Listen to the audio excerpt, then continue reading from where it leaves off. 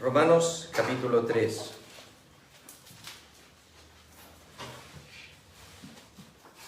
Dice así la Escritura. Vamos a leer desde el versículo 1 hasta el versículo 20. ¿Qué ventaja tiene pues el judío? ¿O de qué aprovecha la circuncisión? Mucho en todas maneras. Primero, ciertamente que les ha sido confiada la palabra de Dios. Pues que si algunos de ellos han sido incrédulos, ¿su incredulidad habrá hecho nula la fidelidad de Dios? De ninguna manera. Antes bien sea Dios veraz, y todo hombre mentiroso, como está escrito, para que seas justificado en tus palabras, y venzas cuando fueres juzgado. Y si nuestra injusticia hace resaltar la justicia de Dios, ¿qué diremos? ¿Será injusto Dios que da castigo? Hablo como hombre. En ninguna manera. De otro modo, ¿cómo juzgaría Dios al mundo?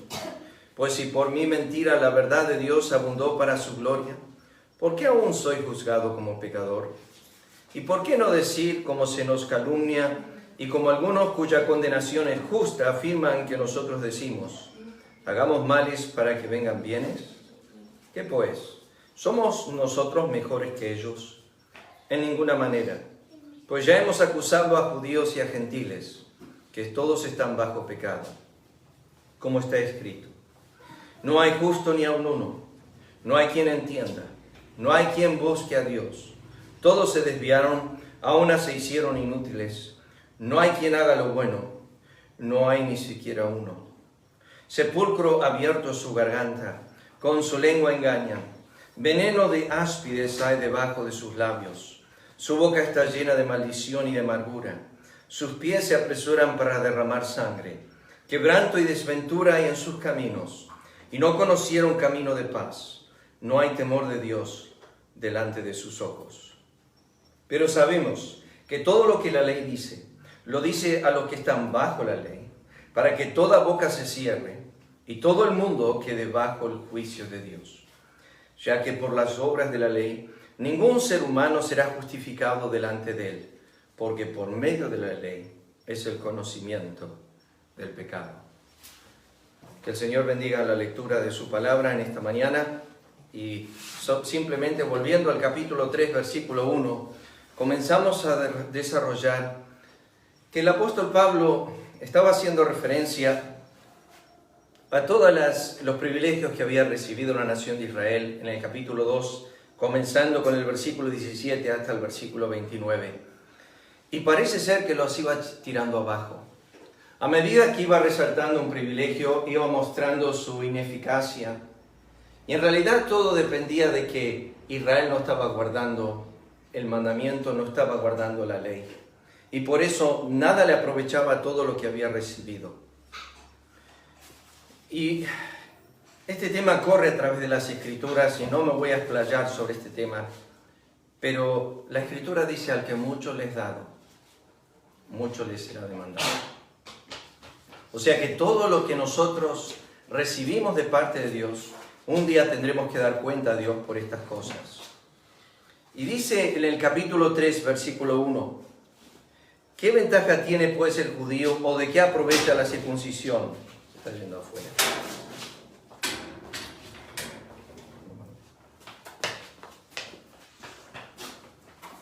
Pablo, como dijimos la semana pasada, en vez de decir nada, versículo 2, dice mucho en todas maneras. Primero, ciertamente les ha sido confiada la palabra de Dios. Déjame decirle dos cosas de entrada. Israel recibió dos de los regalos más profundos que Dios podía haber dado. Uno es su Hijo y otro es su palabra. Su Hijo y su palabra. ¿Qué hicieron con su Hijo? Lo mataron. ¿Qué hicieron con su palabra? Repetidas referencias, no las vamos a mirar esta mañana, en unos minutos sí, pero echaron sus palabras detrás de su espalda. O sea que Israel ha sido la nación con mayores beneficios, pero con mayores menosprecios. cuanto más recibes de Dios, no significa que más cerca estás a Dios, ni que vas a amarlo más, ni que vas a estimarlo más, ni que vas a honrarlo más. Israel recibió al Hijo y lo menospreciaron, lo desecharon, lo crucificaron. Israel recibe la palabra de Dios y en vez de valorarla, porque la palabra que Pablo utiliza aquí, que ya miramos la semana pasada, les fue confiada. Es como que Dios les dio un tesoro y que quería que ellos lo guarden, que ellos lo tengan en aprecio. El problema cuando examinamos las Escrituras es qué es lo que Dios piensa de su palabra y qué es lo que Dios quería que Israel piense de su palabra. Ese es el gran dilema que vemos en la Escritura. Dios, por ejemplo, en Deuteronomio capítulo 5, versículo 29, un versículo que había puesto mi papá afuera, en la ciudad de Temperley, donde él vivía, en Obligado 35, había puesto carteles que él había escrito con los versículos de la Biblia. Y uno de los carteles, la gente pasaba y leía eso. Papá le encantaba de esa forma llamar la atención a las personas. Si ustedes han vivido en Buenos Aires, yendo hacia Capital por el tren, comenzando, por ejemplo, en Ezeiza y llegando hasta Constitución, cuando uno estaba llegando, no sé si era Remedio Escalada o Avellaneda, había un cartel inmenso que había puesto una iglesia, era una iglesia evangélica, había puesto un cartel que decía, he aquí Cristo viene pronto. Y cuando uno pasaba por ahí, veía ese cartel y llamaba la atención. Hace unos años atrás, un hombre en Australia comenzó a escribir por todos lados una sola palabra. Pero ¿por dónde iba a escribir esa palabra? Era la palabra eternidad. Y empezó a escribirla. Y dan testimonio de que con esa palabra la gente comenzó a convertirse al Evangelio. Leyéndola, viendo por todos lados, veían la palabra eternidad. Eternidad. Y empezaron a pensar en la eternidad y pensar que estaban viviendo en el tiempo y que se aproximaba la eternidad. Y que, como San Agustín dijo, lo que más le impactaba es la brevedad de la vida y la extensión de la eternidad. Que la vida es tan corta, pero la eternidad es tan larga, por así decir, que no se termina nunca. Y pensaba en esta pequeña palabrita que empezó a escribir. Mi papá puso un versículo, en Deuteronomio 5:29, que decía, oh, que tuviesen tal corazón. Oh, que tuviesen tal corazón. Que me temiesen y guardasen mis mandamientos todos los días de su vida, para que les vaya bien a ellos y a sus hijos, para siempre, eternamente. Sé que la bendición de prestar atención a la palabra de Dios tiene consecuencias eternas, como también tiene las consecuencias negativas. Si nosotros no prestamos atención a la palabra de Dios, tiene las consecuencias negativas. ¿Qué es lo que Dios quería que Israel tenga cuando les confió su palabra? Bueno, acompáñenme en sus Biblias a Deuteronomio capítulo 4, un momento. Es el quinto libro de nuestra Biblia. Deuteronomio capítulo 4. Quiero que note conmigo el versículo 6. Estos son reflexiones de Dios en cuanto a la palabra que le dejó confiada a Israel. ¿Qué debía hacer Israel con esta palabra? Deuteronomio capítulo 4, versículo 6. Dice así, guardarlos pues y ponerlos por obra. Está hablando de los mandamientos que Dios le había dado. Porque esta es vuestra sabiduría y vuestra inteligencia ante los ojos de los pueblos. Quiero pausar aquí un momento para decirles esto. Que Dios dice que la sabiduría de esta nación y la inteligencia de esta nación iba a estar en la palabra de Dios y no en lo que aprenden en el colegio. Ella está en la palabra de Dios y no en lo que enseñan los hombres, sea los psicólogos, sea los sabios, sea lo que tú aprendes. Más jóvenes en nuestro mundo del presente salen de iglesias con buena enseñanza y se introducen a la universidad para perder todo conocimiento de Dios y volverse de religiosos que eran ateos. Y uno dice, debe ser que escucharon algo más profundo, más sabio que la palabra de Dios. No, primeramente no estaban arraigados. Y segundo, nunca estuvieron cimentados en lo que es la verdadera palabra de Dios y fácilmente fueron llevados por todo viento de doctrina, como dice Pablo a los Efesios en el capítulo 4. Dios dice, yo di mi palabra para que esto sea vuestra sabiduría y vuestra inteligencia ante todo el mundo. Debo pausar aquí un momento. Porque Dios es el autor de la sabiduría y nos dice Job que Él es el que pone la sabiduría en el corazón. ¿Qué está diciendo Dios con eso? Bueno, tú tienes hijos y a cierta edad tú le estás enseñando. Y le vas enseñando cosas y ellos están aprendiendo porque Dios le ha dado un corazón para aprender. Le ha puesto sabiduría en el corazón. Ellos pueden discernir entre su mano derecha e izquierda. Eso es la sabiduría que Dios da. Y Dios le va dando aprendizaje, como dice de Lucas capítulo 2, 52, de Cristo. Y va creciendo en sabiduría.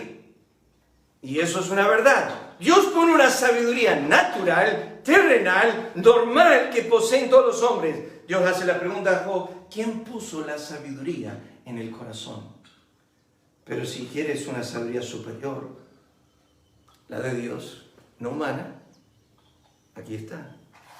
Si lo tienes en tu mano, el libro, la Biblia.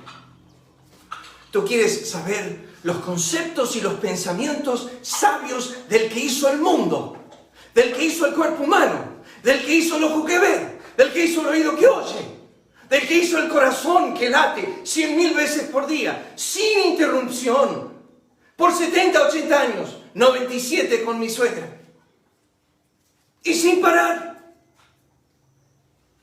Este es el diseño del Dios sabio. El que hizo el transporte del oxígeno y el dióxido de carbono en una célula a través de un torrente sanguíneo, que ese mismo camión es camión de basura y es camión de alimento. Por un lado alimento a las células y por otro recoge la basura que tenemos y la vuelve a sacar del cuerpo. Y nunca se mezclan. Diseño perfecto.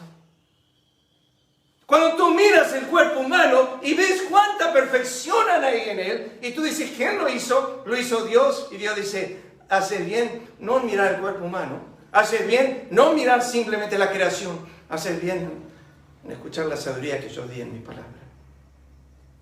Fíjense lo que dice el versículo 6.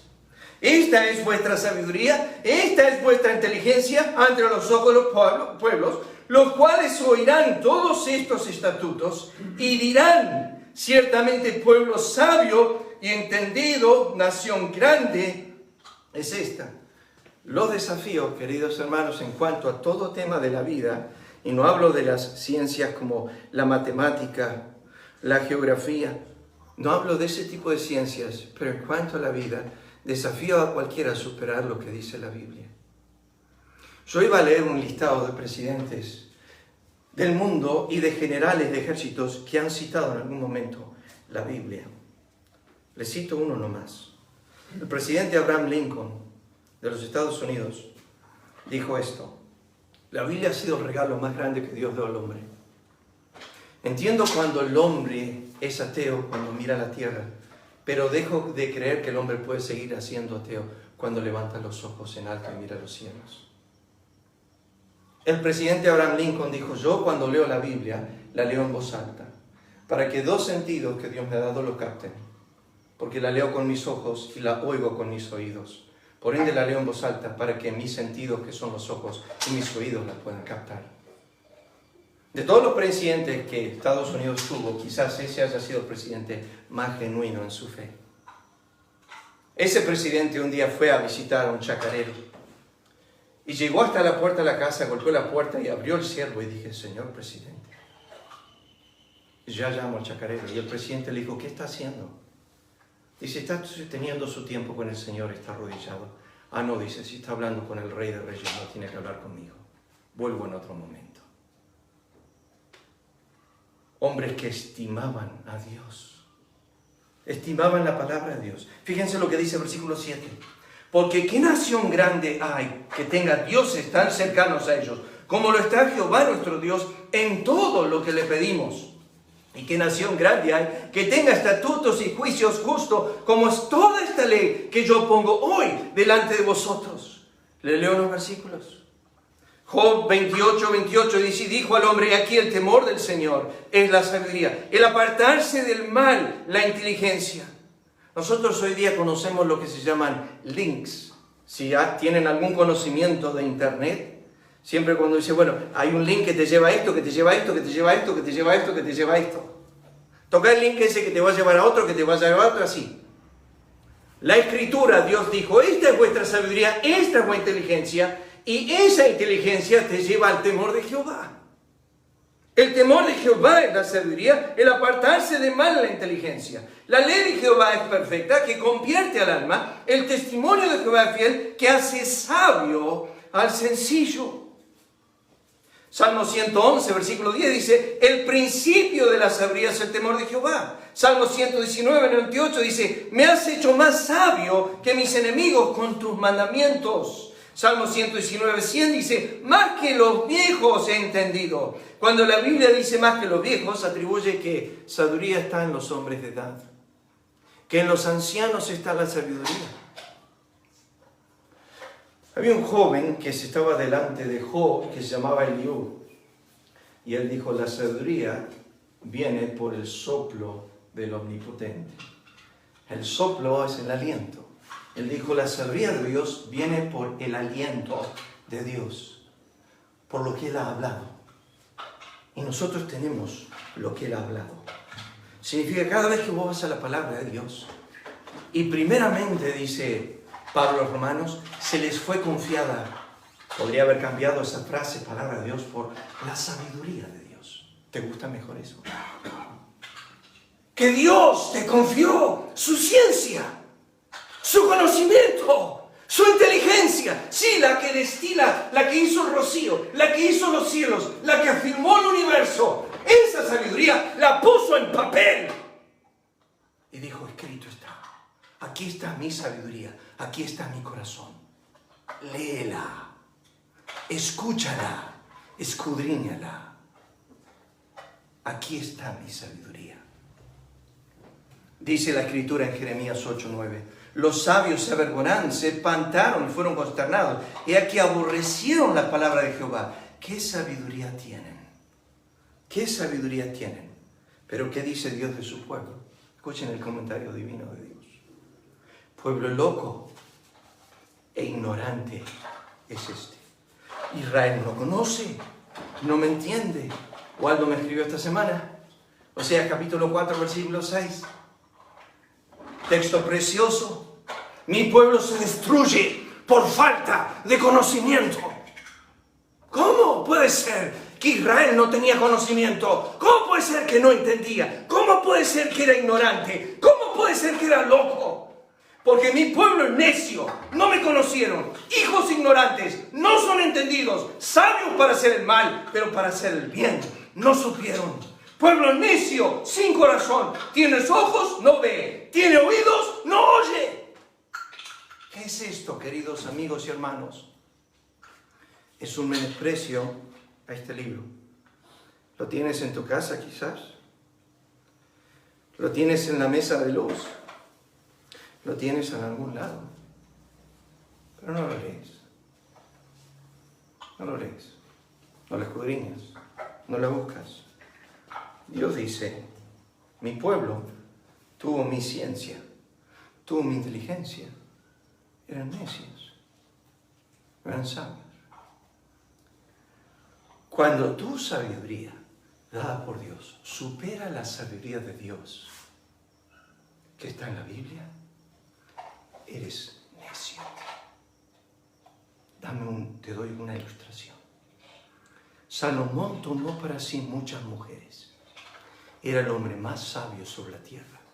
Dios le dijo a Salomón en Deuteronomio 17, no lo hagas, no tomes para ti muchas mujeres, desviarán tu corazón.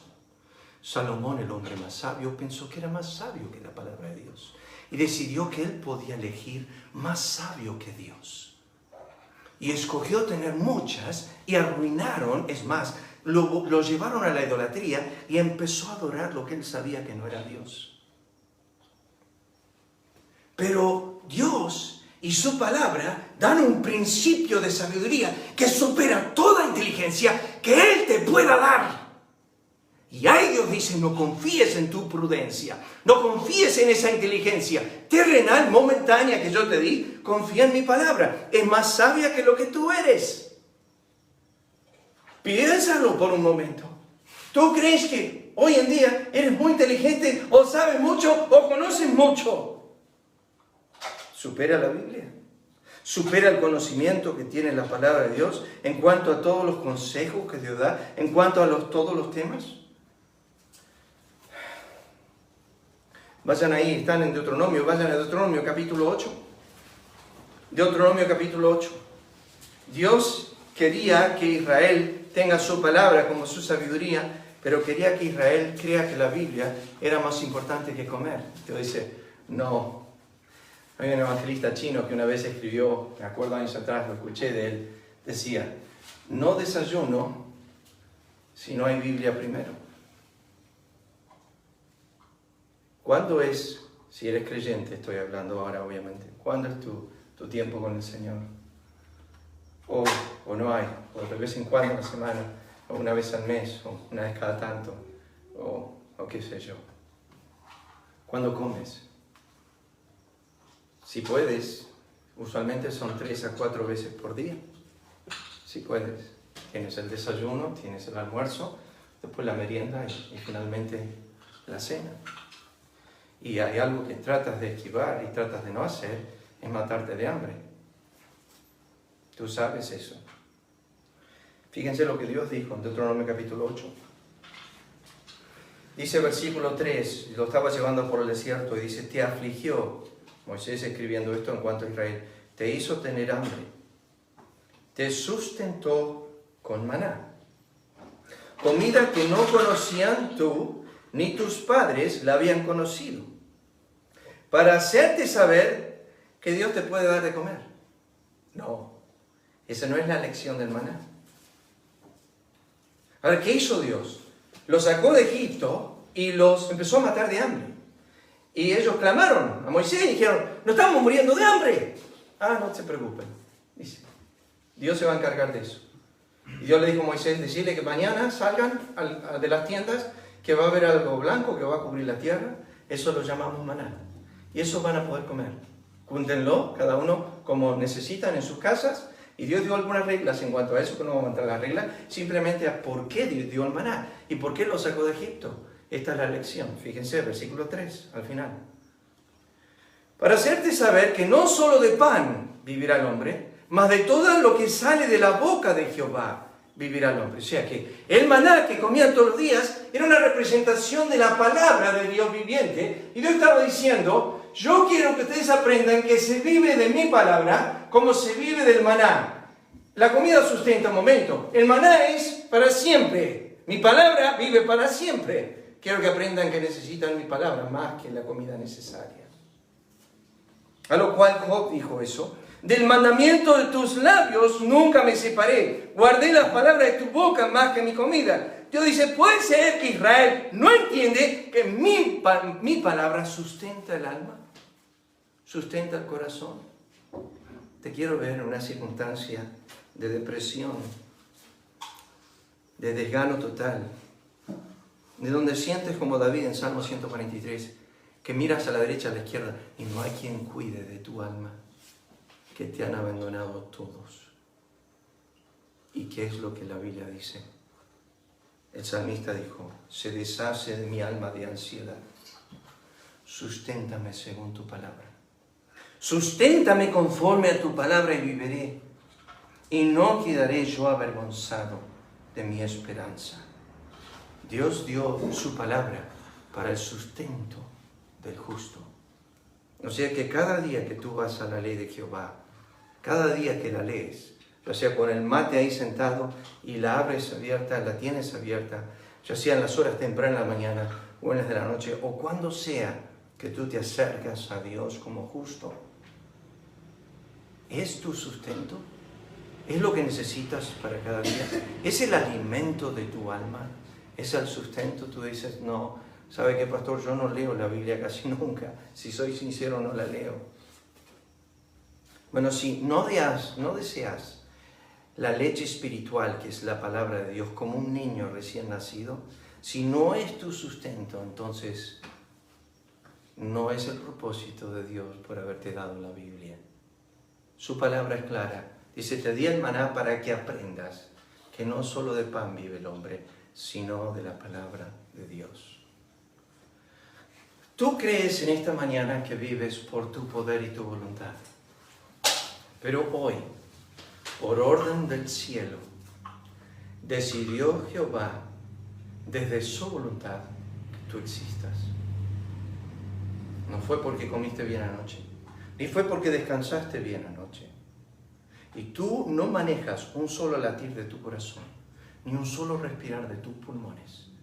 Yo ya digo esto 1000 veces. 100.000 veces late tu corazón por día y más de 20.000 veces respiras por día.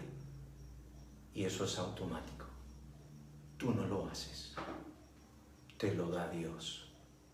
Él podría frenar un solo respiro, un solo latir de corazón. Que pare el corazón. Un solo minuto. Que te saque un solo minuto. Diga, 1 minuto nomás. Voy a frenar esta dádiva. No te doy 1 minuto oxígeno. Cuando uno, me cuentan los que saben, cuando uno deja de tener oxígeno, el cerebro puede vivir hasta 4 minutos. Podemos vivir hasta 60 días sin comer. 3 días sin agua. Pocos minutos sin aire.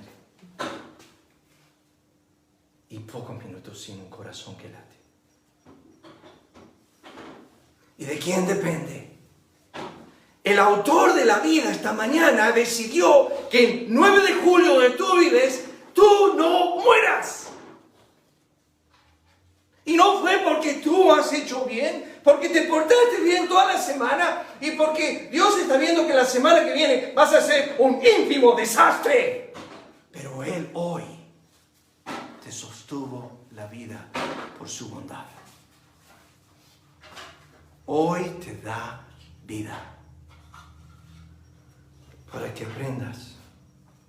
Pedro, cuando vio que todos se fueron de él, le había dado esta ilustración, Juan 6, el maná, y estaba predicando a ellos y les dijo, el que come mi carne y bebe mi sangre, tiene vida. Y la gente se levantó y se fue, y se fueron más de 6.000 personas. Es como que ahora ustedes todos se levantan y se vayan. Y quedan algunos pocos. Jesús miró a los 12 y dijo, ¿quieren irse ustedes también? Aquí está la puerta, váyanse tranquilos. Y Pedro le responde, ¿a dónde iremos, Señor? ¿Y a quién iremos? Tú tienes las palabras de vida. Y siempre lo ilustro de esta manera. Lázaro estaba muerto en la tumba. Jesús dijo, remuevan la piedra, por favor. Y sacaron la piedra de la tumba. Y Jesús estaba parado entre Lázaro muerto y la tumba. Y estaba un montón de gente ahí. Levantó los ojos en alto y dijo, Padre, te doy gracias que siempre me oyes. Me encanta. Jesús oró en el velatorio. Y no dijo, qué macana. Dijo, te doy gracias. Nunca van a oír a Dios decir, en cualquier circunstancia de la vida, qué macana. Dios dice, gracias. Esto es una oportunidad para mostrar mi poder. Porque tu aflicción es donde yo muestro mi poder. Es una oportunidad para glorificarme. Cristo dijo, en esta hora será glorificado el Hijo y el Padre. Y en ese momento agarró y habló a Lázaro en la tumba. Pero la voz de Cristo descendió a las partes más bajas de la tierra. Nosotros la vemos yendo hasta la tumba nomás. Pero la voz de Cristo bajó porque Lázaro ya no estaba en la tumba. Estaba en el Seol abajo, en lo que llamamos el seno de Abraham. Y Cristo lo llamó de ahí. Le dijo, ¡Lázaro! Y algunos dicen, Worsby dice, que gracias a Dios Cristo dijo Lázaro y no dijo sal fuera. Pues si hubiese dicho sal fuera, salían todos los muertos. Pero lo llamó por nombre. Dijo, Lázaro, sal fuera. Y Lázaro se levantó de los muertos. Su voz escuchó al Hijo de Dios. Pero lo notorio de esto es que ahora todos los que estaban ahí sabían que Lázaro vivía por la palabra de Cristo. Estaba viviendo porque Cristo lo levantó a los muertos. Y era la palabra de Cristo que lo había resucitado. Y era la palabra de Cristo que le daba la vida. Es la palabra de Dios que te da vida hoy a ti también. Porque fue orden del cielo esta mañana que tú vivas y existas y te muevas y tengas tu vida normal. No pienses que es otra cosa, sino la palabra de Cristo. No hay tiempo para esto, pero déjenme decirles esto. Vamos al texto. Proverbios capítulo 2, versículo 1 al 5. Por favor, noten esto. Uno de los temas para mí, al estudiar las Escrituras, que cuando Dios les dio la palabra de Dios, ellos no comprenden todo lo que tienen en la Biblia. Tú lo vas a entender cuando seas regenerado. Lo vas a entender cuando seas despertado de los muertos. Y ¿saben lo que pasa con esos creyentes nuevos que de repente conocen al Señor? Este libro pasa a ser todo lo que quieren. Lo comen vivo. Lo leen. Y lo quieren leer todo. Y quieren aprender todo lo que hay. Porque tienen un hambre y una sed de justicia. Y yo me acuerdo años atrás había una caricatura de un creyente nuevo que estaba en la iglesia y estaba diciendo, ¡uy, qué gozo que tengo! Y había unos diáconos por allá que había años que estaban diciendo, ya se le va a pasar. Maldición de maldiciones, pero eso pasa. Nos enfriamos y como dijo Cristo a la iglesia de Éfeso, has dejado tu primer amor. Te enfriaste con las cosas eternas. Fíjense lo que dice Proverbios capítulo 2, versículo 1 al 5. Y esto es lo que Dios quiere que tú pienses de su palabra. Hijo mío, si recibieres mis palabras y mis mandamientos guardares dentro de ti, haciendo estar atento tu oído a la sabiduría, inclinares tu corazón a la prudencia, si clamares a la inteligencia y a la prudencia dieres tu voz, si como a la plata la buscares. Te pregunto esta mañana, ¿te pasó esta semana que la Biblia fue como plata? ¿Te levantas temprano para trabajar y te acuestas tarde? ¿Para qué? Para ganar una moneda. Y no está mal, está bien. Para sustentar tu casa, está bien. La Biblia lo manda eso. Salmo 104 dice, el hombre sale a hacer su trabajo todos los días y vuelve al anochecer. Y eso es bíblico, eso es lo que Dios quiere. Pero la pregunta es, ese esfuerzo que tú haces en buscar el dinero, ¿lo tienes a la palabra de Dios de esa manera? Fíjense lo que dice el versículo 3. Si clamares a la inteligencia, dieres tu voz, a la prudencia dieres tu voz, si como a la plata la buscares y la escudriñares como a tesoros. Dios dice, ¿tiene la Biblia un valor que sea más que una hoja de papel en tu corazón? Escuchen lo que dice David. David dice, mejor es la ley de tu boca que millares de oro y plata. La Biblia pasa a ser invalorable. Vale más que el oro, vale más que la plata. David dijo esto. Por eso he amado tus testimonios, más que el oro, y más que oro muy puro. Deseables son más que el oro, y más que mucho oro afinado, y más dulce que la miel. ¿Por qué la Biblia tiene tanto valor? Tiene valor por su duración, tiene valor por su eternidad, tiene valor por su inmutabilidad, tiene valor por su confiabilidad. Escuchen, queridos amigos y hermanos, si la Biblia no tiene valor en tu corazón, es obvio que no la vas a buscar, que no la vas a atesorar, si no tiene el valor del oro, de las piedras preciosas, de la plata. Escuchen a Salomón decir esto. Más preciosa es que las piedras preciosas, y todo lo que puedes desear no se puede comparar a ella. Queridos amigos y hermanos, la Biblia que Dios le confió a Israel debía pasar a tener un valor que valía más que el oro, más que la plata. Que tu corazón diga, persigo esto más que cualquier otra cosa. ¿Por qué? Porque la plata, ustedes saben, viene y usualmente va más que viene. El oro se pierde. Pero tu conocimiento de la palabra de Dios, no. Y esas riquezas no son duraderas, pero la riqueza que posees en la Biblia es eterna. Y tú descuidas esa riqueza, descuidas tu alma. Cristo puso en balanza, uno de esos platillos viejos, puso el mundo de un lado y puso el alma del otro. Diga, si ganas todo el mundo y pierdes tu alma, ¿de qué aprovecha? Pesa en el mundo y no pesa tanto como el valor del alma. Tú puedes ganar todo lo que hay en este mundo, pero pierdes tu alma, has perdido lo que más vale. ¿Pero por qué? Porque el alma tiene eterna duración. Juan el apóstol dijo, el mundo pasa y sus deseos no permanecen, no tiene permanencia. Vayan al Salmo capítulo 40, y este es el corazón de Cristo. Salmo capítulo 40. Lo cantamos, que es el número 11 en nuestras hojas, que hace referencia a este versículo. Esto es una profecía bíblica del corazón de Cristo. Esto se cita nuevamente en Hebreos capítulo 10, donde dice, en el rollo del libro está escrito de mí. Salmo 40, versículo 8.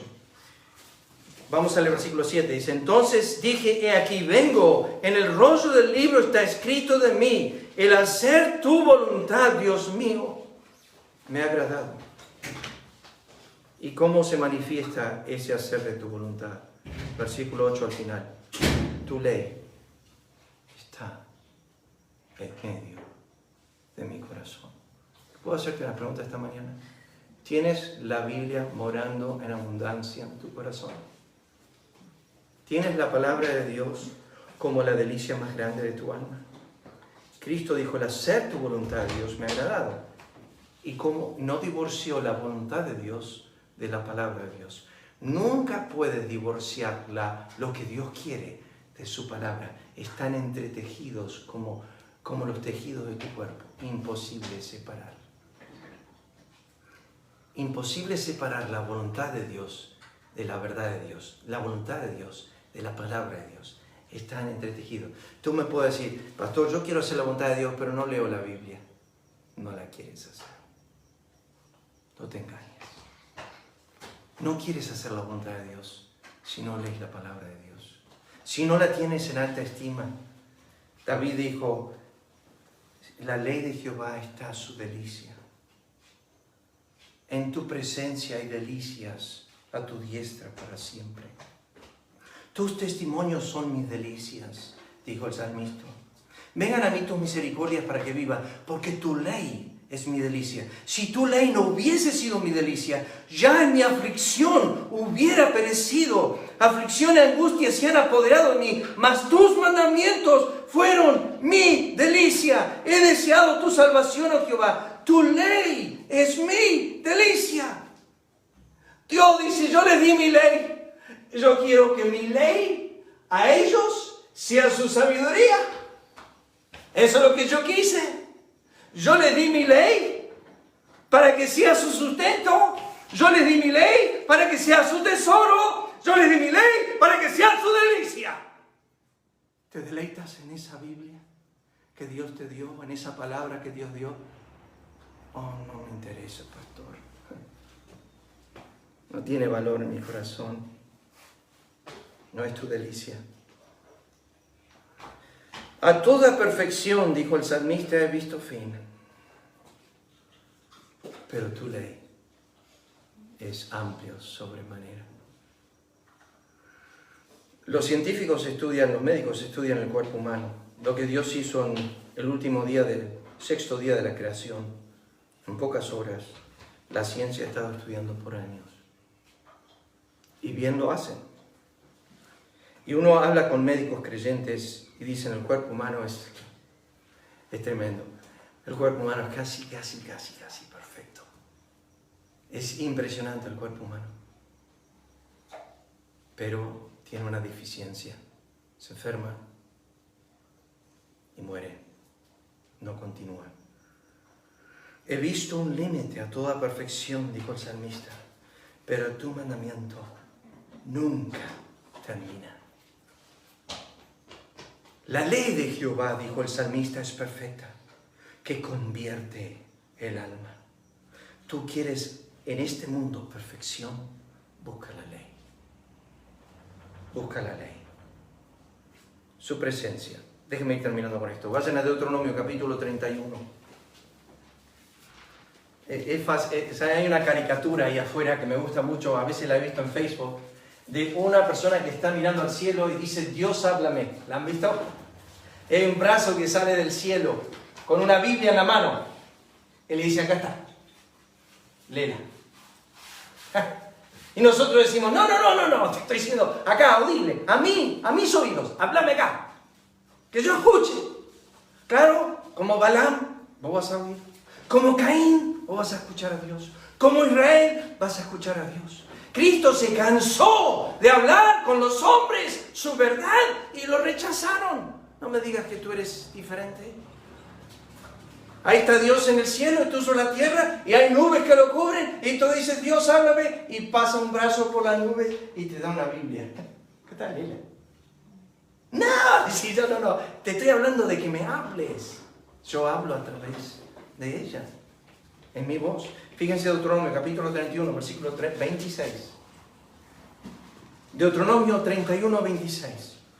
Tomad este libro de la ley y ponedlo al lado del arca del pacto de Jehová vuestro Dios, y esté allí por testigo contra ti.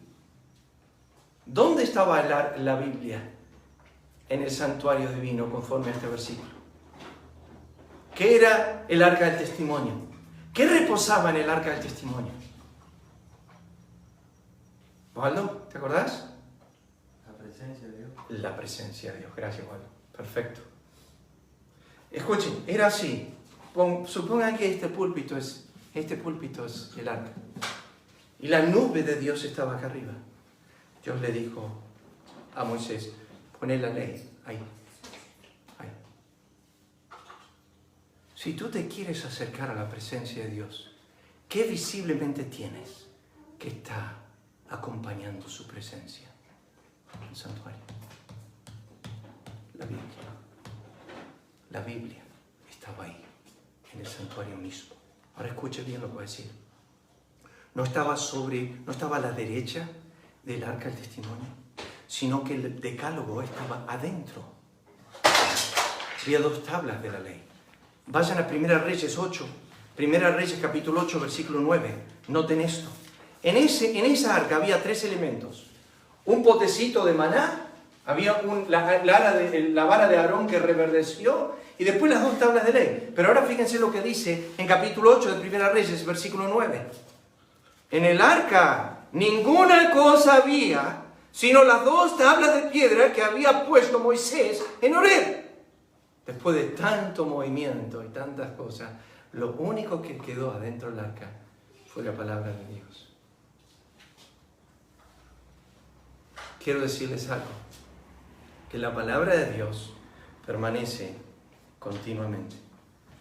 Mi papá murió en el año 1999. Me hizo muchas promesas, no puedo cumplir muchas. Yo doy gracias a Dios por mi padre, excelente padre. Me enseñó mucho acerca de la palabra de Dios, fue pastor por años. Pero me hizo promesas que nunca cumplió. ¿Saben por qué? Murió. Quizás tú tengas familia, padres, madres. He estado pensando en lo que voy a compartir esta noche con el grupo de Seiza. Cuando tenemos que estar a solas con Dios, a veces cada uno dará a Dios cuenta de sí.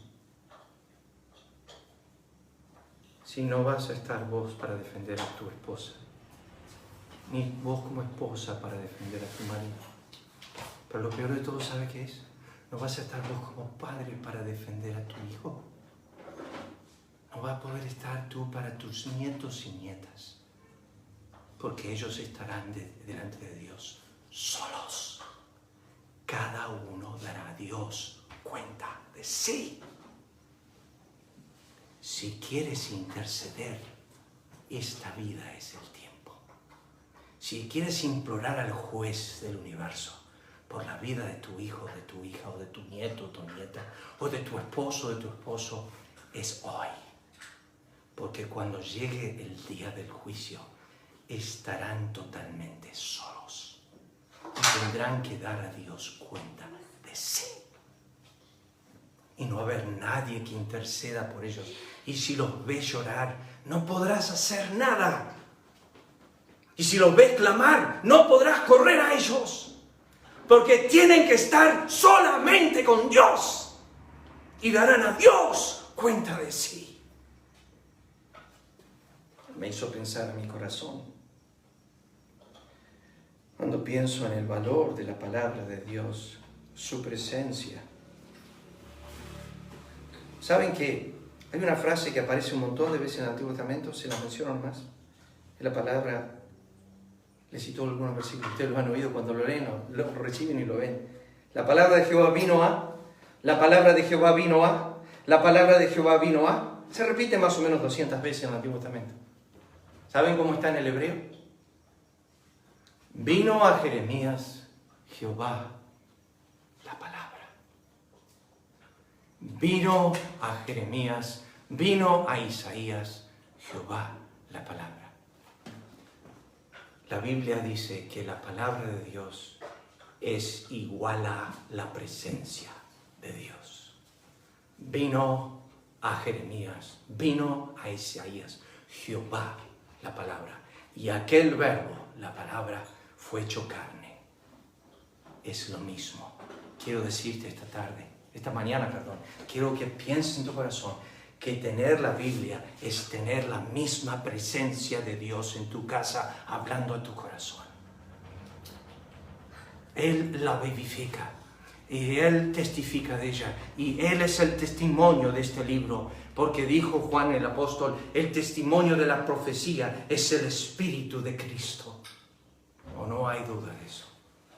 No me he podido sentar tantas mañanas en mi casa y abrir este libro que no he sentido que Dios está hablando a mi corazón. Y Dios estará en mi pieza, estará en este lugar. Es que Él dijo que su palabra es su presencia.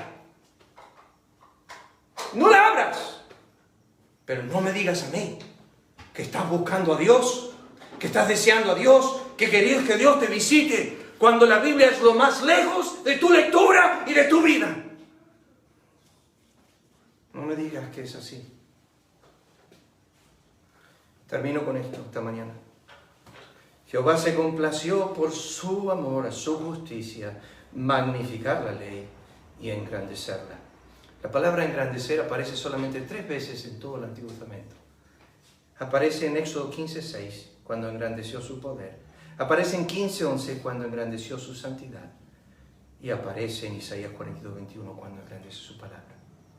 Hay un trío ahí. Dios engrandece su poder, el universo, su santidad en su adoración y su palabra en tu corazón. Lo pone en el mismo lugar que adorar a un Dios santo. O sea que tú tomas la Biblia y dices, ¿sabe qué, Señor? La voy a leer hoy 1 hora. Y Dios dice, está magnificando mi ley.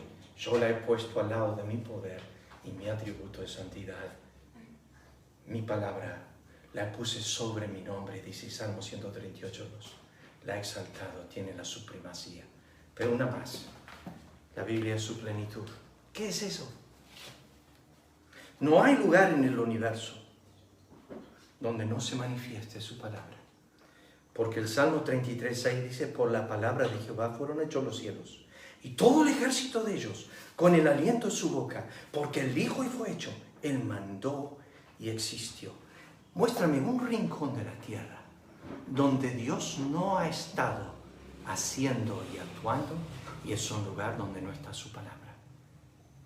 Pero si no puedes encontrar un lugar en la tierra o en el universo donde no está presente su palabra, entonces sepas esto, que la palabra de Dios lo llena todo, en todo. Y Pablo dijo que la palabra de Cristo mora en abundancia en tu corazón. Como llena el universo, y como llena los cielos, y como llena la tierra. Y tú dices, ¿la palabra de Dios mora en mi casa? Sí, porque esta mañana Dios dijo, vive. Y tú levantaste a caminar y vivir. Y vives por la palabra de su poder. Así que tú eres el testimonio de que, al menos en tu hogar, su palabra está llenando ¿Tienes animales? Viven por su voluntad. Sales afuera y ves tus vecinos, viven por su voluntad. Todos manifestamos la palabra del Dios viviente y su poder. Vamos a orar. Padre, gracias por esta mañana de resurrección que nos concedes. Gracias por las visitas. Gracias por poder compartir tu palabra esta mañana. Bendícela a los corazones. También nos pedimos por Augusto, Andrea, que están de viaje, tú los guardes. Y también Miguel y Johnny, que no pudieron estar esta mañana. Gracias por sus vidas. Pedimos que los bendigas. Y también extrañamos a Lorena, la mamá de Jessica, y también Lili González, otros que nos han visitado. Señor, te agradecemos por las visitas y que han estado acompañándonos, y pedimos que puedas bendecirlos en sus hogares y que tú puedas estar obrando en cada corazón, el querer como el hacer de tu buena voluntad. Gracias porque a Israel le diste primeramente tu palabra. Ayúdanos a ver este hecho, de cuán importante es para el creyente el tener, el poseer la palabra de Dios. Rogamos, oh Dios, que nos ayudes también a ver en las próximas semanas lo negativo de rechazar esta ley que tú nos has dado. Pedimos, Padre, tu bendición en el nombre de Cristo. Amén. El Señor les bendiga.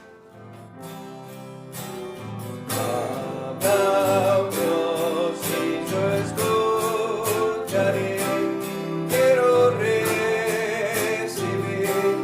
tu palabra.